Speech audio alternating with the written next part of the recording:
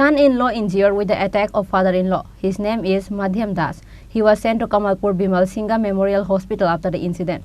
Incident occurred at Purbo Lembuchara under Kamalpur police station on Tuesday night. An argument and fights between husband and wife started after their marriage, which is why wife of Madhyam Das was living with her parents. After that, there was a gathering and discussion about the matter at Lembuchara Panchayat and Chalubari Panchayat, but the matter was not solved. However, Madhyam Das went to his in-laws' house to bring his wife back, but Madhyam Das has an argument with his father-in-law regarding the past matter. At last, father-in-law attacked his son-in-law with a sharp object. He was sent to Kamalpur Bimal Singha Memorial Hospital after the incident. কাঞ্চন রোগী লামোদিগা আপনার খবর দিছে এবারে কি হয়েছে ঘটনাটা ঘটনাতে শ্বশুর শুনছি জামাই খুব দিচ্ছে আচ্ছা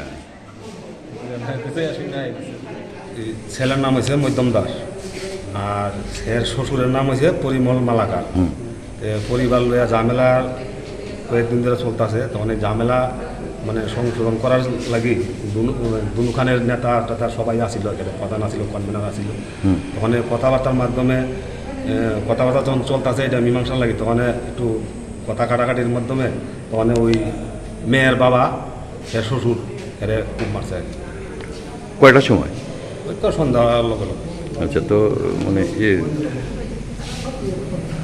কি নিয়ে দরবারটা কি নিয়ে পরিবার নিয়ে পরিবারে দিতেছে না এরা নিয়ে রেখে দিয়ে লুকায় রেখে দিয়ে পাঠাই দেয় বলে পাঠাই দেয় জামাইয়ের বাড়ি কোথায় ছেলের বাড়ি শ্বশুর বাড়ি কোথায় শ্বশুর বাড়ি গ্রাম Surrounding the incident, once again a burning situation arises between the locals of Lembuchara Panchayat and Chalubari Panchayat.